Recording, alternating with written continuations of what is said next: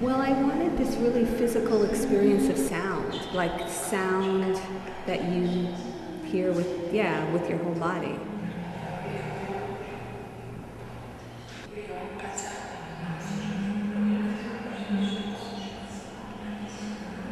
You're hearing it, but it feels very physical, almost like a touch. Well, Terrain was originally commissioned by the Indianapolis Museum of Art for their entry pavilion, which is about a 3,000 square foot space. It's glass walls, marble floor. The vision I had was to make a sound piece that was a similar experience to when you're in the woods and the wind picks up and blows through the trees and you really feel that very physically. Like, so the visual image was a fabric made of speaker and wire the original space for this piece had a 30-foot ceiling, and I thought about cutting that space, bringing it down to kind of a 10 or 12-foot level, bringing the ceiling height down through this kind of fabric wire speaker construction.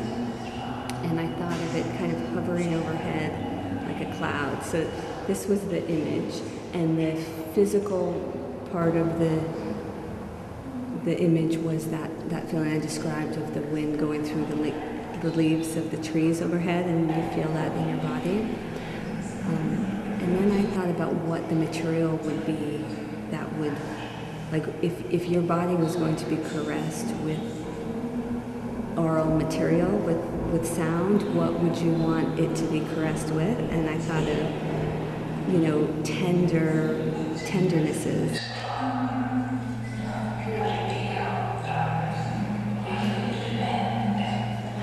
I got 38 volunteers, and I recorded them in a studio here in New York. And I gave them very specific instructions.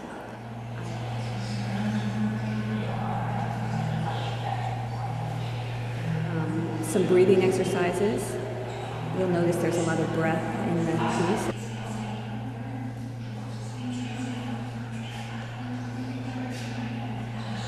And the third thing I asked them to do was to imagine a person that they felt tenderness for, a loved one, and imagine they were whispering into that person's ear.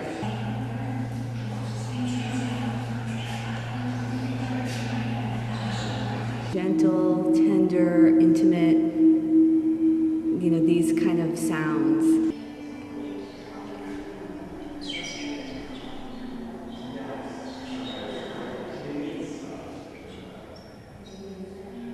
That's another thing that I'm very interested in, is like the collective experience, the collective